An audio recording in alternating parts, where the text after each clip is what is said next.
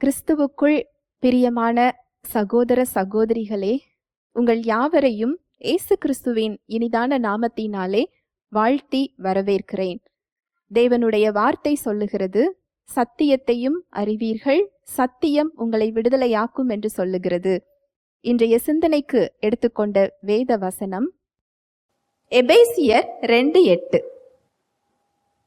கிருபையினாலே விசுவாசத்தை கொண்டு இரட்சிக்கப்பட்டீர்கள். இது உங்களால் உண்டானதல்ல, இது தேவனுடைய ஈவு. ஒருவரும் பெருமை பாராட்டாத படிக்கு இது கிரியைகளினால் உண்டானதல்ல. கிருபையினாலே விசுவாசத்தை கொண்டு இரட்சிக்கப்பட்டீர்கள். இது உங்களால் உண்டானது அல்ல, இது தேவனுடைய ஈவு. ஹல்லேலூயா, பிரைஸ் தி லார்ட். ஆண்டவராகிய இயேசு கிறிஸ்து வருகிறதற்கு முன்னால் எல்லோருமே எப்படி இருந்தோமா அப்படின்னா, பாவம் செய்து தேவ மகிமை அற்றவர்களாக, உணர்வுள்ளவர் ஒருவரும் இல்லை, நீதிமான் ஒருவரும் இல்லையா, எல்லோரும் வழி தப்பி ஏகமாய் கெட்டு போயிருந்தோமா. எபேசியர் 2:1 சொல்லப்பட்டிருக்கு, அக்கிரமங்களினாலும் பாவங்களினாலும் நம்ம எப்படி இருந்தோமா? மரித்து போயிருந்தோம் அப்படின்னா, நம்முடைய ஆவியில தேவனுடைய இயல்பை நாம பெறல, தேவனுடைய வாழ்வை நம்மளால பெற முடியாது. ஆவியில நாம பாவ இயல்பை பெற்றிருந்தோம். அதுதான் மரித்து போயிருக்கிறதுக்கு அர்த்தம். அதுதான், அதனாலதான் அந்த குறைவுள்ள வாழ்வாகிய நோய், மரணம், கட்டுகள், இந்த போராட்டங்கள் இதெல்லாம் இந்த உலகத்திற்கு இதன் மூலமாக தான் என்ன செஞ்சது? வந்தது. இதுல இருந்து நமக்கு விடுதலை கொடுக்கிறதற்காக தான் ஆண்டவராகிய இயேசு கிறிஸ்து மனிதனாக இறங்கி வந்தார். நம்முடைய பாவங்களை அவர் சிலுவையில சுமந்து கொண்டார். நாம் நிற்க வேண்டிய இடத்தில் நமக்காக நின்று கொண்டிருந்தார். அவர் அங்கு சுமந்ததினால் இன்று நாம விடுதலை என்ன செஞ்சிருக்கிறோம்? பெற்றிருக்கிறோம். இதுக்கு பேரு தான் என்னதுன்னா கிருபை. கிருபை அப்படின்னா வேற யாரும் இல்ல, ஆண்டவராகிய இயேசு கிறிஸ்து தான் கிருபை. உங்களோட பிரச்சனைகள்ல உங்களுக்கு விடுதலை தேவைன்னா அந்த இடத்துல யார் தேவை தெரியுமா? இயேசு கிறிஸ்து தேவை. உங்களோட சரீரத்துல உங்களுக்கு சுகம் தேவை, ஒரு ஆசீர்வாதம் தேவைன்னா உங்களுக்கு யாரு தேவை தெரியுமா? இயேசு கிறிஸ்து தேவை. உங்க கையின் பிரயாசம் ஆசீர்வதிக்கப்படணும்னா உங்களுக்கு அந்த இடத்துல இயேசு கிறிஸ்து தேவை. இந்த கிருபையை தான் அவர் நமக்கு சிலுவையில் என்ன செய்திருக்கிறார்? கொடுத்திருக்கிறார். இதைதான் இந்த வசனம் சொல்லுது, கிருபையினாலே விசுவாசத்தை கொண்டு ரட்சிக்கப்பட்டீர்கள். இந்த கிருபையை நம்ம எப்படி பெற்றுக்கொண்டோமா? நாம் விசுவாசத்தின் மூலமாக. எங்கு சுவிசேஷம் அறிவிக்கப்படுகிறதோ, இயேசு கிறிஸ்து என்ன செய்திருக்கிறார்ங்கிற நற்செய்தி எங்கு பிரசங்கிக்கப்படுகிறதோ, அதை கேட்கும் பொழுது அதை பெற்றுக்கொள்ளத்தக்க விசுவாசத்தை நம்ம என்ன செஞ்சுக்கிறோம்? பெற்றுக்கொள்ளுகிறோம். இந்த மீட்பு, இந்த விடுதலை, நமக்கு தேவையான ரட்சிப்பு நமக்கு எப்படி கொடுக்கப்பட்டிருக்கு? கிருபையாக கொடுக்கப்பட்டிருக்கு. இது நமக்கு முற்றிலும் இலவசம். இந்த விடுதலைய, இந்த மீட்பை இயேசு கிறிஸ்துவை நான் பெற்றுக்கொள்ளணும்னா நான் என்ன செய்யணும்னு சொல்லி நீங்க கேட்க தேவையில்லை. நீங்க எந்த செயலும் செய்ய வேண்டாம், விசுவாசித்தால் போதும். இததான் சொல்லப்பட்டிருக்கு, கிருபையினாலே விசுவாசத்தை கொண்டு ரட்சிக்கப்பட்டீர்கள். இந்த கிருபையை நம்ம எப்படி பெற்றுக்கொண்டோமா? விசுவாசத்தின் மூலமாக. இன்னொரு வசனம் சொல்லப்பட்டிருக்கு, ரோமர் 5:2. அவர் மூலமாய் நாம் இந்த கிருபையில் பிரவேசிக்கும் ஸ்லாக்கியத்தை விசுவாசத்தினாலே பெற்று நிலை கொண்டிருந்து தேவ மகிமையை அடைவோம் என்கிற நம்பிக்கையினாலே மேன்மை பாராட்டுகிறோம். அவர் மூலமாய், கிறிஸ்துவின் மூலமாய் நாம் இந்த கிருபையில் பிரவேசிக்கும் ஸ்லாக்கியத்தை விசுவாசத்தினால் பெற்று. இந்த கிருபைக்குள்ள நம்ம எப்படி போக முடியுமா? விசுவாசத்தின் மூலமாக. இந்த ரூம்குள்ள நீங்க வரணும்னா எப்படி உள்ள வந்தீங்க? கதவை திறந்து கொண்டுதான் உள்ள என்ன செய்யறோம்? வருகிறோம் இல்லையா? அது போல தேவன் நமக்கு கிறிஸ்துவின் மூலமாக கிருபையை கொடுத்திருக்கிறார் இல்லையா? உங்க வாழ்க்கையில தேவையான எல்லா பகுதிகளுக்குமான மீட்பு, உங்க வாழ்க்கையில தேவையான எல்லா பகுதிகளுக்குமான விடுதலை, உங்க வாழ்க்கையில தேவையான எல்லா பகுதிகளுக்குமான வாழ்வு எல்லாமே கிருபையில இருக்கு. இந்த கிருபைக்குள்ள நாம எப்படி நுழைய முடியுமா? விசுவாசத்தினால். இந்த விசுவாசம்ங்கிற கதவை திறந்தாதான் அந்த கிருபைக்குள்ள நம்ம என்ன செய்ய முடியும்? போக முடியும். விசுவாசத்தினால் இந்த கிருபைக்குள் நுழையும் ஸ்லாக்கியத்தை நம்ம என்ன செஞ்சிருக்கிறோமா? பெற்றிருக்கிறோம். இன்னும் நமக்கு ஆண்டவராகிய இயேசு கிறிஸ்து யோவான் 10:10 சொல்லுகிறார். யோவான் 10:10, திருடன் திருடவும் கொல்லவும் அழிக்கவும் வருகிறானே அன்றி வேறொன்றுக்கும் வரான். நானோ அவைகளுக்கு ஜீவன் உண்டாயிருக்கவும் அது பரிபூரணப்படவும் வந்தேன். சிலுவையில நமக்கு ஒரு பரிபூர்ணமான வாழ்வை தந்திருக்கிறாரா?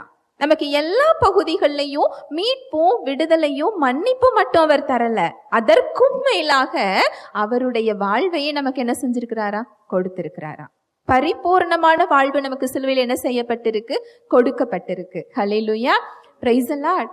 இந்த பரிபூர்ணமான வாழ்வை நம்ம எப்படி பெற முடியும்? இந்த கிருபையை நம்ம எப்படி பெற முடியும்? விசுவாசத்தின் மூலமாக நம்ம என்ன செய்ய முடியும்? பெற முடியும். மார்க் 11:23 சொல்லுது, எவனாகிலும் மலையை பார்த்து பெயர்ந்து சமுத்திரத்திலே தள்ளுண்டு போ என்று சொல்லி தான் சொன்னபடியே நடக்கும் என்று இருதயத்தில் சந்தேகப்படாமல் விசுவாசித்தால் தான் சொன்னபடியே ஆகும் என்று மெய்யாகவே உங்களுக்கு சொல்லுகிறேன். நீங்க கேட்கலாம், சிலுவையில இவ்வளோ பெரிய மீட்பும் விடுதலையும் பரிபூரணமும் எனக்கு கொடுக்கப்பட்டிருந்தால் என் வாழ்வில் பிரச்சனைகள் இருக்கிறதே அப்படின்னா, அங்க நமக்கு ஒரு அதிகாரத்தையும் அவர் கொடுக்கிறார்.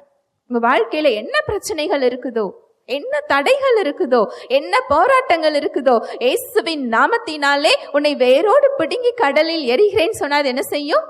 போகும். ஆனா ஒரே ஒரு கண்டிஷன் அதுல சொல்லப்பட்டிருக்கு, இருதயத்தில் சந்தேகப்படாமல் விசுவாசித்தால். இது போகுமா போகாதா அப்படிங்கிற சந்தேகம் நமக்கு என்ன செய்யக்கூடாது? வரக்கூடாது. நான் வேரோடு பிடுங்கி கடல்ல போய் விழுன்னு சொல்லிட்டேனே, இந்த மலை நின்று கொண்டிருக்கிறதே அப்படிங்கிற சந்தேகம் நமக்கு என்ன செய்யக்கூடாது? வரக்கூடாது. நம்முடைய விசுவாசம் எப்படி இருக்கணுமா? இருதயத்தில் சந்தேகப்படாத விசுவாசம். இந்த இருதயத்துல சந்தேகப்படாத விசுவாசம், இந்த கிருபைக்குள்ள நுழையக்கூடிய விசுவாசம், இது என்ன விசுவாசம்? இந்த விசுவாசம் நமக்கு எதை பெற்று தருகிறது? அந்த விசுவாசத்தோட அர்த்தம் என்ன? அதுதான் இன்னைக்கு என்ன செய்ய போறோம்? பார்க்க போறோம். இந்த இருதயத்துல சந்தேகப்படாத விசுவாசம் நம் விசுவாசம் இல்லை, இது தேவனுடைய விசுவாசம். ஹல்லேலூயா, பிரைஸ் தி லார்ட். ரெண்டு விசுவாசம் இருக்குது. ஒரு விசுவாசம் என்னன்னா மனித விசுவாசம். மனித விசுவாசம் எப்படி அப்படின்னா, நம்முடைய கண்களால் பார்க்கிறத மட்டும்தான் நம்மளால என்ன செய்ய முடியும்? நம்ப முடியும். நடக்கிறதுக்கு எனக்கு ஒரு வாய்ப்பு இருந்தால், ஒரு அறிகுறி இருந்தால், இல்ல எனக்கு ரொம்ப முக்கியமானவங்க, நான் நம்ப தகுந்தவங்க சொன்னால் மட்டும்தான் நம்மளால என்ன செய்ய முடியும்? நம்ப முடியும். இல்லை என்றால் யாராலும் என்ன செய்ய முடியாது? நம்ப முடியாது. யானைக்கு 10 கொம்பு இருக்குன்னு சொன்னா நம்ம நம்புவோமா? ஏன்னா அதை நான் இன்னும் என்ன செய்யல, பார்க்கல. பார்த்தாதான் நம்ம என்ன செய்வோம்? நம்புவோம். ஆனா தேவனுடைய விசுவாசம் அப்படி கிடையாது. அவரோட விசுவாசம் என்ன அப்படின்னா, இல்லாதவைகளை இருக்கிறவைகளை போல அழைக்கின்ற விசுவாசம். ஆதியில உலகத்தை படைக்கிறார். அதற்கு முன்னால் உலகம் எப்படி இருந்தது? இருளும் வெறுமையுமாக இருந்தது, ஒழுங்கின்மையாக இருந்தது. அவர் பார்க்கும்போது உலகம் இப்படிதான் இருந்தது. ஆனா அவர் அங்க என்ன பேசுகிறார்? வெளிச்சம் உண்டாக கடவது. விசுவாசத்தை அங்கு பேசுகிறார். நாம் அந்த இடத்துல இருந்திருந்தா என்ன பேசியிருப்போம்? இருளா இருக்குதே, வெறுமையா இருக்குதே, ஒழுங்கின்மையா இருக்கிறதே அப்படின்னு சொல்லி பார்க்கறத என்ன செஞ்சிருப்போம்? பேசியிருப்போம் இல்லையா? நம்ம விசுவாசம் அதுதான். ஆனா தேவனோட விசுவாசம் எப்படி இருக்கு? அவர் பார்க்கறத பேசல, தனக்கு என்ன வேண்டுமோ அதை பேசுகிறார். ஹல்லேலூயா, பிரைஸ் தி லார்ட். ரெண்டுக்குமே பெரிய வித்தியாசம் இருக்குது. நாம நினைக்கிறோம், நான் தேவனை நம்புகிறேன், தேவனுக்கு வல்லமை உண்டு என்பதை நான் விசுவாசிக்கிறேன், தேவன்னா எனக்கு ரொம்ப பிடிக்கும், அவரை நான் நம்ப போய் தானே இந்த இடத்துல நான் உட்கார்ந்து இருக்கிறேன். நீங்க கேட்கலாம், நாம் தேவனை நம்புகிறதற்கும் அவருடைய வார்த்தை அவரை குறித்து நம்மை குறித்து என்ன சொல்லுகிறதோ அதை நம்புகிறதற்கும் ஒரு பெரிய வித்தியாசம் இருக்கிறது. ஹல்லேலூயா, பிரைஸ் தி லார்ட். விசுவாசங்கிறது நாம் தேவனை நம்புகிறது மட்டும் இல்ல, அவர் வார்த்தை என்ன சொல்லுகிறதோ அதை நம்புகிறது தான் தேவ விசுவாசம். ஏன்னா அவருடைய வார்த்தை என்ன சொல்லுது? சிலுவையில அவர் நமக்கு என்னவெல்லாம் கொடுத்திருக்கிறார் என்பதை சொல்லுகிறது. எபேசியர் 1:3. நம்முடைய கர்த்தராகிய இயேசு கிறிஸ்துவின் பிதாவாகிய தேவனுக்கு ஸ்தோத்திரம். அவர் கிறிஸ்துவுக்குள் உன்னதங்களிலே ஆவிக்குரிய சகல ஆசீர்வாதத்தினாலும் நம்மை ஆசீர்வதித்திருக்கிறார். அவர் உன்னதங்களில் கிறிஸ்துவுக்குள் நம்ம என்ன செஞ்சிருக்கிறாரா? சகல சகல அப்படின்னா எல்லாவித ஆவிக்குரிய ஆசீர்வாதத்தினாலும் நம்மை என்ன செஞ்சிருக்கிறாரா? ஆசீர்வதிப்பேன்னு சொல்றாரா? ஆசீர்வதித்திருக்கிறார். இதுதான் விசுவாசம். இந்த இடத்துல என்னை ஆசீர்வதித்திருக்கிறார் அப்படிங்கிறத நீங்க விசுவாசிக்கிறது தான் அவர் வார்த்தையின்படி நீங்க அவரை விசுவாசிக்கிறது. நம்ம தேவனை விசுவாசிக்கிறதுனா நம்ம நம்பிக்கையில விசுவாசிக்கிறது இல்ல, அவர் வார்த்தையின்படி அவரை விசுவாசிப்பது. ஹல்லேலூயா, பிரைஸ் தி லார்ட். அந்த விசுவாசம் நம்மளை எதுக்குள்ள கூட்டிட்டு போகுதுன்னா, சிலுவையில் அவர் கொடுத்த பரிபூரணத்திற்குள் நம்மை கூட்டி செல்லுகிறது. நம்முடைய பலவீனங்களுக்கு பதிலாக அவருடைய பலத்தை நமக்கு கொடுத்திருக்கிறார். நம்முடைய தோல்விகளுக்கு பதிலாக நமக்கு அங்கு ஒரு வெற்றியை கொடுத்திருக்கிறார். நம்முடைய நோய்களுக்கு பதிலாக அங்கு அவருடைய சுகத்தை கொடுத்திருக்கிறார். நம்முடைய துக்கங்களுக்கு பதிலாக அங்கு அவருடைய சமாதானத்தை நமக்கு கொடுத்திருக்கிறார். நம்முடைய வறுமைக்கு பதிலாக அங்கு அவருடைய ஐஸ்வர்யத்தை அவர் என்ன செஞ்சிருக்கிறாரா? கொடுத்திருக்கிறாரா. நம்முடைய சாபங்களுக்கு பதிலாக அவருடைய ஆசீர்வாதத்தை அங்க என்ன செஞ்சிருக்கிறாரா? கொடுத்திருக்கிறாரா. நம்முடைய கட்டுகளுக்கு பதிலாக சிலுவையில் அங்கு ஒரு விடுதலை அவர் என்ன செஞ்சிருக்கிறாரா? கொடுத்திருக்கிறாரா. எல்லாவற்றிற்கும் மேலாக நம்முடைய குறைவான வாழ்விற்கு பதிலாக அவருடைய பரிபூர்ணமான வாழ்வை சிலுவையில் என்ன செஞ்சிருக்கிறாரா? கொடுத்திருக்கிறார். ஹல்லேலூயா, பிரைஸ் தி லார்ட். இந்த விசுவாசமானது இந்த பரிபூரணத்துக்குள் நம்ம என்ன செய்கிறது? கொண்டு செல்லுகிறது.